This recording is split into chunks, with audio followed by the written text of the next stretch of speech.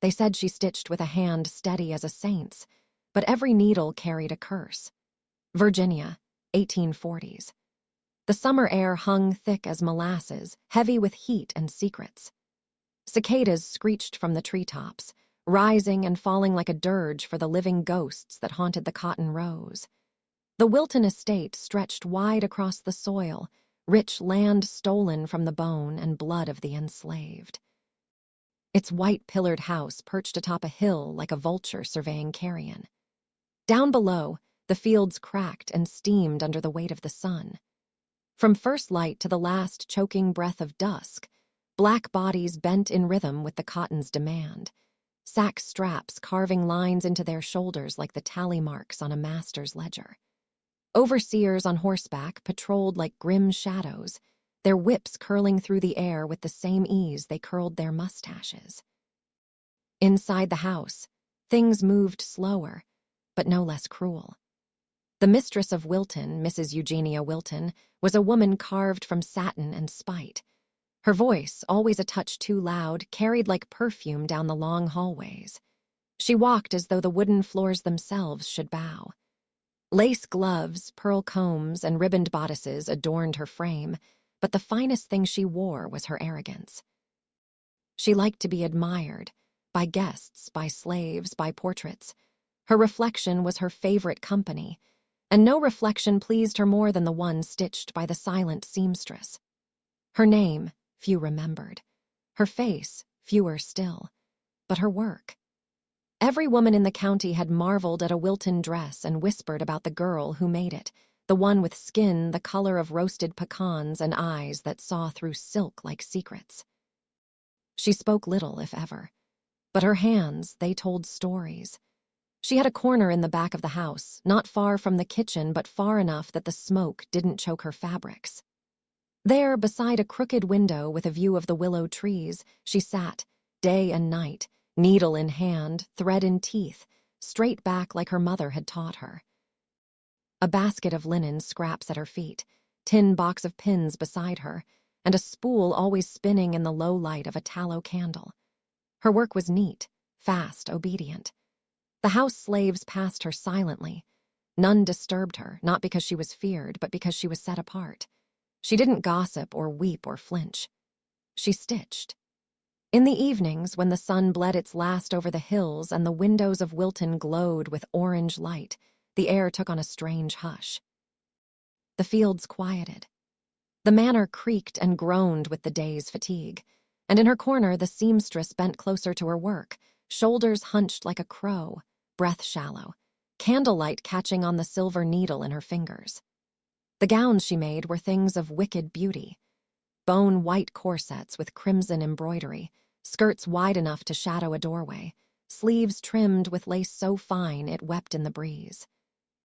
She stitched beauty into cruelty, one loop at a time. Mrs. Wilton would parade in them like a peacock, standing at the top of the staircase with a fan in one hand and her pride in the other. "I've the finest hands in Virginia," she'd boast to her guests, gesturing vaguely toward the sewing room without so much as a glance. The seamstress heard it all, every insult disguised as praise, every laugh that came too quickly after the word obedient, every time her mistress twirled before a mirror and called herself perfect. She said nothing. She stitched, but even silence has a rhythm, and hers was the rhythm of waiting. The house itself had grown used to her quiet presence, like a ghost that neither disturbed nor warned. Wooden floors beneath her chair warped just slightly from years of pressure. Candle soot stained the corner of the window like smoke from a dying fire. Even the mice in the pantry avoided her skirts as if they sensed something not quite of this world. Mrs. Wilton, of course, saw none of it. She was too busy fitting herself for the next ball, too busy criticizing the angle of a hem or the tightness of a bodice, too busy reminding the seamstress to keep the threads straight and the mouth shut. The seamstress's lips never moved, but her fingers did. Fast, silent, deadly sure, and somewhere, tucked beneath the hem of a velvet train or the collar of a dancing dress, a secret waited. Not just a sharp edge or a poisoned stitch, but a message, a reckoning.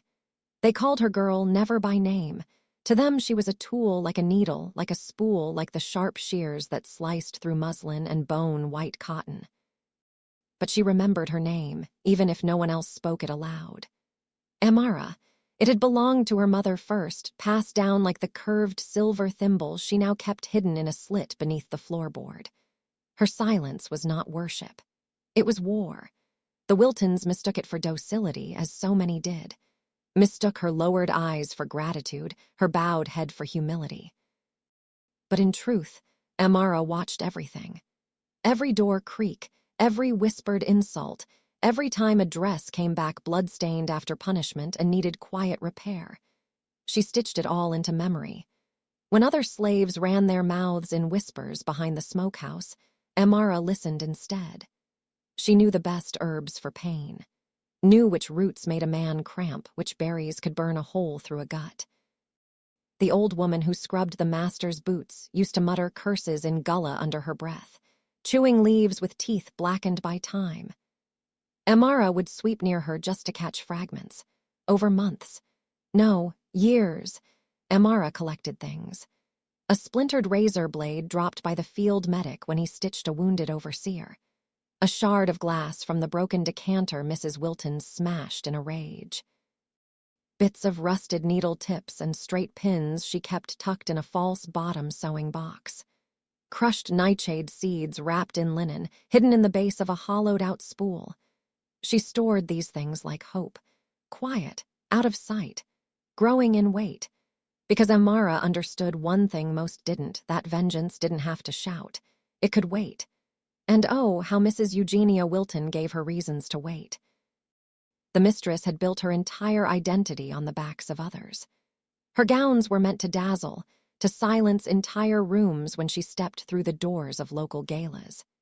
She bathed twice daily, unheard of for the time, insisting on milk, perfumed oils, rose petals plucked fresh by hand. Meanwhile, the slave quarters sweltered and stank in the summer rot. Mrs. Wilton wore piety like perfume, strongest on Sundays.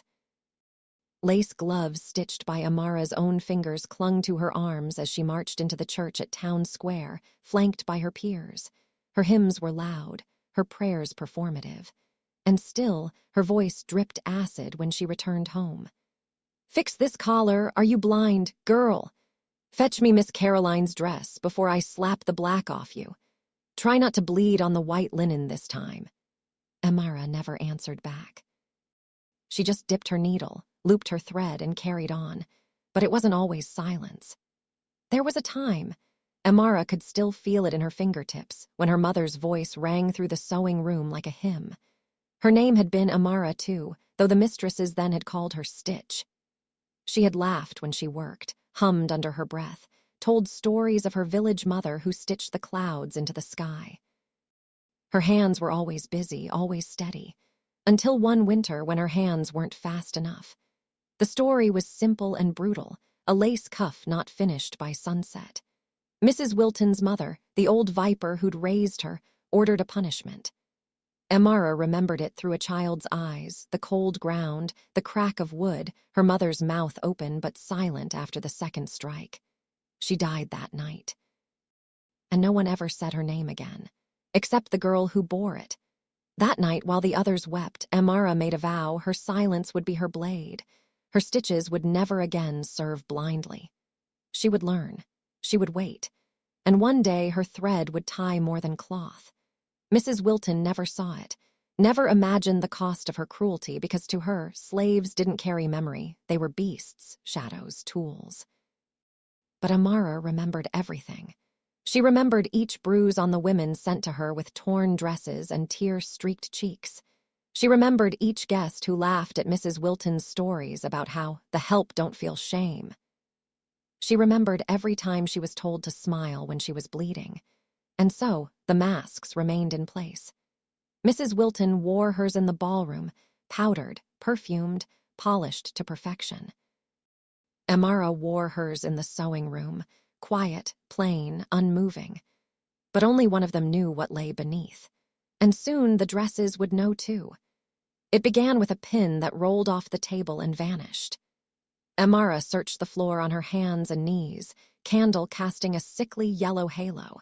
The wooden planks groaned like something breathing beneath them. When she finally found the pin, it was standing upright, impossibly so, embedded in the groove between two boards, gleaming like a needle from a grave. That night, she pricked her finger 3 times, once drawing a hem, once cutting lace, once while threading a fresh needle, and that time the blood bloomed so fast it startled her. She wiped it on a scrap and kept sewing. But as the night deepened, so did the strangeness. The red thread, dyed from cochineal beetles and mulberry root, began to twist itself. Not once, not twice, but 3 times that week, it coiled mid-stitch, curling into a knot without her guiding it. Each time it did, the candle beside her flickered, not with wind, but with a pulse, as if reacting to the thread's movement. It was nothing, or it was everything. The other slaves began whispering about her again, not with scorn, but fear. "She don't blink when she sews no more."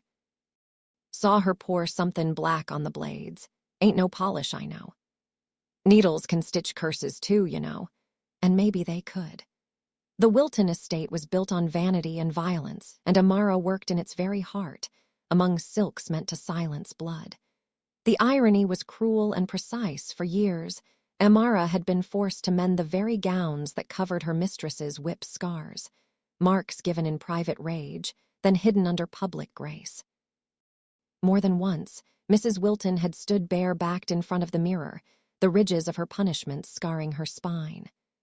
"I want it high-collared, girl," she once snapped. "Don't let nobody see what I pay for my own mouth." Amara sewed that collar tighter than her own breath. She had measured the welted flesh with her fingers, felt the places where skin had split and healed into hard valleys. It was vanity stitched over violence, beauty stitched over brutality. She remembered every scar, and now she was ready to stitch them back. In the weeks that followed, her preparations grew. She loitered near the barn after the white overseers cleaned their tools, pretending to tie her shoe or drop her sewing kit. Once, she found a sliver of razor blade caked in dried soap. Another day, a broken buckle with a sharp, rusted edge. Each piece went into her work apron, sewn into the lining, wrapped in muslin, stored behind the floorboard near her cot. She boiled berries in secret, crushed them into paste, stirred in powders that her mother had once whispered about: nightshade, foxglove, the juice of oleander bark. When applied to skin, it burned. When slipped beneath it, through the tiniest cut, it killed slow. She used a strip of dress lining as her test subject. With the blade soaked and stitched beneath, she pressed it against a scrap of pork skin left over from the kitchen. Within a day, the flesh around the cut turned black and sour. Perfect. She made seam compartments now, little folds beneath the armpit, the waist, the collar. Areas that touched flesh, where sweat would carry the poison deep. Where seams would rub during dancing, laughter, posing. The dresses were for an upcoming summer gala. Mrs. Wilton had invited half the county. There were to be new gowns made, 3 of them. Amara began her work in silence, measuring lace with the same calm precision she always had. But her mind moved differently now. Every stitch was a vow, every thread a wound, every seam a reckoning. The house itself seemed to notice. Candle flames in the sewing room leaned sideways, even when there was no breeze. The grandfather clock in the hallway paused at midnight for a breath too long. The walls creaked at odd hours, groans from a house that had watched too much and confessed too little. And in Amara's corner, the scraps of cloth began to pile up like bodies. One evening, she looked down and realized the hem of her own dress was smudged red. She didn't remember bleeding. She didn't remember feeling anything at all. The final omen came quietly. While sorting old gowns for repurposing, she came across one of her mother's final pieces, a church dress, cream-colored, modest. It had been shredded and stained, long discarded. But stitched into the lining, nearly faded from time, was a single word in looped script. "Remember." Amara ran her fingers over it, her jaw clenched, her throat dry. She didn't cry. She never had, not since the lash split her mother's back open under that same roof. She folded the dress, placed it in a trunk, and returned to her needle. Because now it wasn't whispers in the cloth anymore. It was voices, and they were calling for justice. The insult came wrapped in silk and applause. Mrs. Wilton stood at the center of the parlor, surrounded by guests, planters' wives with jeweled hands and powdered chins. She held aloft a crimson dress, its embroidery precise, neckline elegant, sleeves tapered like royalty. "This," she said, voice high and mocking, "this is what she brings me after 4 days." Amara stood behind her, eyes lowered. Her hands were raw from hours of work, fingers swollen from thread and needle. With a sneer, the mistress tore the bodice down the middle, stitches snapping like dry twigs. The guests gasped. Someone laughed. "I could teach a blind goat to sew straighter than this," Eugenia spat. "Maybe I should sell her, let her learn tailoring in the rice swamps." The room stilled. Amara didn't move, not her hands, not her eyes, not her breath. But something inside her did, snapped like thread pulled too tight. That night, under the dim breath of candlelight, Amara made her final preparations. 3 gowns lay across the work table, 1 blue, 1 green, 1 white as bone. She worked methodically, like a surgeon's ghost. Slivers of sharpened razor slid into the armpits, waistbands, collars, the places where fabric pressed hardest, where skin would chafe under movement, under sweat, under dance. Then came the poison. A blackened paste of berries and nightshade, rubbed carefully onto each blade with a scrap of muslin, its smell hidden beneath lavender water. The poison didn't sting on contact, it waited. Waited for the body to bleed, to absorb, waited to rot from the inside out. She stitched the seams closed with silk thread. Tight, clean, invisible. As the final needle slipped through, Amara whispered, not to herself, but to the cloth. "May the needle remember what the lash forgot." She folded the gowns, smoothing each one with hands steady as her mother's once were. Outside, the crickets screamed. The manor creaked on its bones. The land itself seemed to lean in. The dresses were ready. The ball was tomorrow, and Mrs. Wilton, vain, cruel, unseeing, would soon wear her own execution. The Wilton summer gala arrived dressed in opulence and arrogance. By dusk, the plantation house blazed with candlelight, windows glowing gold against the indigo sky, their reflections dancing in the puddles left by afternoon rain. Carriages rattled down the gravel drive, wheels glinting like bone against stone. A string quartet played from the veranda, violins weaving lilting harmonies with the soft hum of cicadas. Inside, footmen scurried like ghosts in white gloves. Wine flowed. Gilded laughter rose up the walls, echoing off portraits of long-dead ancestors who had once beaten the land into obedience. At the top of the grand staircase stood Mrs. Eugenia Wilton, draped in a gown of shimmering green satin. The fabric clung to her form like envy itself. Delicate embroidery traced her collarbones, and a fan of ivory lace fluttered between her ring-laden fingers. Her corset had been drawn especially tight tonight, per her instructions. "Pain is the price of beauty," she had said to Amara with a smile that didn't reach her eyes. Amara, standing behind the banister in the shadows, did not smile back. From the ballroom, music poured out in polished rhythm, waltzes, reels, and marching minuets. Couples twirled beneath a chandelier that dripped crystal tears, its candle-lit arms shimmering like stars lost in madness. Gowns of every shade swept the marble, but none as vibrant, none as envied, as Eugenia Wilton's. "She outdoes herself each year," one guest whispered. "Look at that detail, look at that thread work," another breathed. "She's a vision," declared the preacher's wife. "A weapon," someone else said, and they all laughed, and Eugenia did glow at first. She floated through the room like a queen anointed in light. Her laughter chimed through the crowd, her gloved hand brushing cheeks and elbows with effortless grace. When she danced, her dress rippled like a green flame, and Amara, still hidden behind the velvet curtains of the side hall, watched every step. Then came the first sign. Eugenia's hand went to her side, absent-mindedly at first, a small scratch just beneath her corset. Her fingers brushed the spot. She frowned. A moment later, she pulled her hand back and saw blood, just a smear. She wiped it on the inside of her glove and said nothing. The violins played on. 10 minutes later, the sensation returned, this time beneath her arm. A sharpness. A sting. She paused mid-conversation, coughed politely, excused herself to the refreshment table.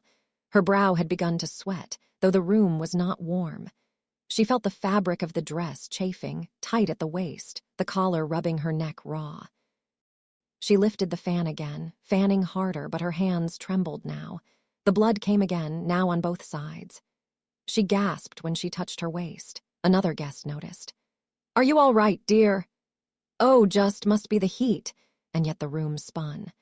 Her skin had begun to blister where the blades had kissed her flesh. Beneath the shimmer of satin, the razors stitched at the seams had begun their work, small cuts, microscopic at first, but precise, relentless. And the poison had entered everyone. She tried to breathe, but the corset now felt like a vice. A bead of red slipped down her collarbone and onto her chest, so small it might have been mistaken for a drop of wine. But it wasn't. She staggered slightly. Someone laughed, thinking she had tripped. Another step, and her heels slid in her own blood. She caught herself against a chair. Amara watched it all from the edge of the curtain, her hands folded neatly, her eyes unreadable. Then came the collapse. It happened in the middle of a dance, a cotillion, ironically. Eugenia's partner spun her outward, and as her gown flared, so did the open wounds at her waist and sides. She gasped. Her knees buckled. Her body twisted mid-fall, and she crashed to the marble floor, the green of her dress fanning around her like a dying forest. The music stopped. Gasps rose like gunfire. Guests rushed forward, hands fluttering in confusion and alarm. "Is she fainting?" "Smelling salts." "She's bleeding, oh God, she's bleeding." The lace at her collar now ran red. Her gloves were soaked. Her skin had turned a ghostly pallor, lips trembling as the poison curled inside her like smoke through a chimney. "She's been cut," someone shouted. "But how? There's no blade. There's no—" Hands tried to lift her. The satin tore. Someone screamed. Inside the seams of her dress, the razors gleamed wetly, their edges blackened, dripping, hidden among the delicate stitches. It wasn't an accident. It was a message. Panic spread like fire. Women shrieked, men cursed, servants backed away in horror. The chandelier trembled overhead, scattering droplets of wax like tears from heaven. And Amara was gone. By the time they searched for her, her corner of the sewing room had been emptied. No needles, no scraps, no notes. Just a single folded piece of muslin placed carefully on the stool where she used to sit. It read only, "She wore what she earned." Some said she escaped through the kitchen door. Others swore she climbed into a wagon headed north. A few whispered that she didn't leave at all, that she bled into the house, becoming part of its bones, its beams, its floorboards. That night, the gala ended in silence. Mrs. Wilton's body was buried in a closed casket, her skin too mangled to prepare. No ball was ever held at Wilton again, and the dress, no one would touch it. It was burned, but the smoke carried the scent of lavender and blood. Mrs. Eugenia Wilton did not die that night. Not officially. For 3 days, she lingered in the master bedroom, delirious, fevered, her body swollen and rotting from the inside, skin blistered with angry sores that spread like ink on parchment. She screamed until her throat split, until the walls shook, until the windows in the east wing cracked from heat no one could trace. The doctor, called from Richmond, couldn't explain it. "No blade did this," he muttered, wiping sweat from his brow as he examined her bubbling skin. "This is no wound. This is some sort of rot, some strange infection." He refused to stay the night. By the 4th morning, she was gone. The casket was nailed shut without ceremony. No viewing, no hymns, just whispers. The Wilton household fell silent. No laughter, no needlework, no orders barked down stairwells. The guests who remained left quietly. The summer gala was never mentioned again. Within weeks, the enslaved whispered what the white folks wouldn't say aloud. Her own dresses killed her. The cloth turned 'gainst her. She was stitched to death. One old kitchen woman refused to wear the color green ever again, and the seamstress vanished. No one saw her flee, no one heard a door creak. But her corner by the sewing table was empty, swept clean, her thimble gone, the oil lamp extinguished. Rumors flew faster than birds across the fields. She escaped with the underground. She dressed like a man and boarded a train to Philadelphia. She turned into smoke and rose up through the chimney. She was caught, hung behind the barn in secret, but no one could agree, because no one ever saw her again. Years passed. The war came like thunder, rolling across the South with fire and freedom in its wake. The plantation system collapsed, its roots rotting beneath the weight of blood and time. The Wilton land was sold off in parcels until only the manor house remained, empty and choked in ivy, windows shattered, the roof sagging like a grieving widow's shoulders. The grand ballroom where Eugenia had danced was now a shell, its chandeliers ripped down, its floor blackened with age. But the sewing room, that corner stayed untouched. Children from the nearby village crept into the ruins on dares, their footsteps crunching through leaves and old glass. They said the room was always colder than the rest, that the door creaked open on its own, that sometimes, just as the sun slipped below the tree line, you could hear the faint tick-tick-tick of a needle threading through cloth. And in the dirt beneath the broken windowsill, people began to find needles.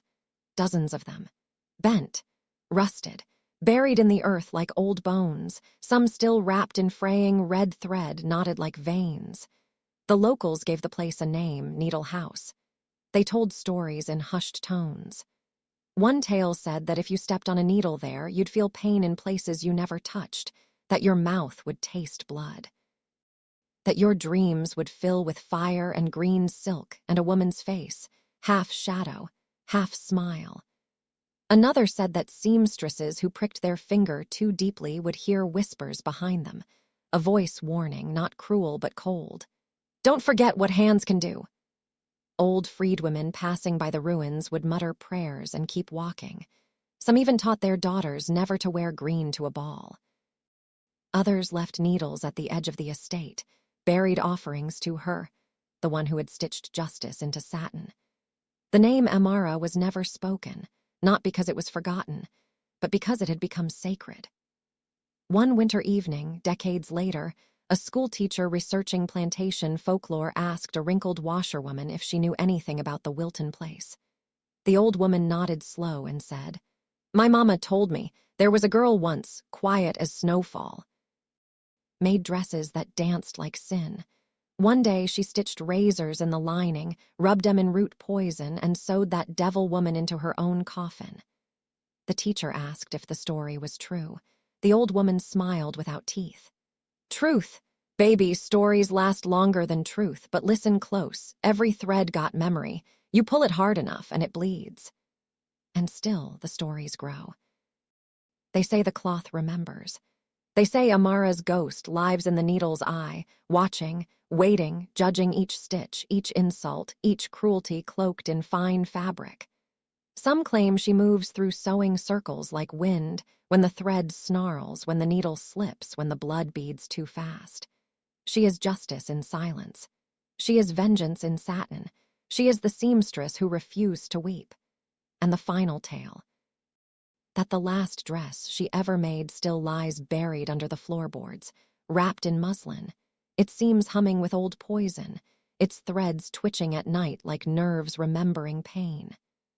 And they say the cloth remembers, every stitch a scar, every scar a story. Have you ever heard a story so quiet it screamed from the seams? Do you believe cloth can remember what history tried to forget?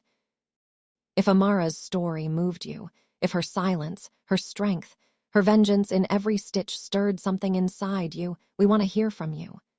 Share your thoughts in the comments. Have you heard stories like this in your family, your community, your roots? What would you have done in Amara's place? Don't forget to like, subscribe, and share to keep these stories, our stories, alive. Because some truths were never meant to stay buried in the dirt.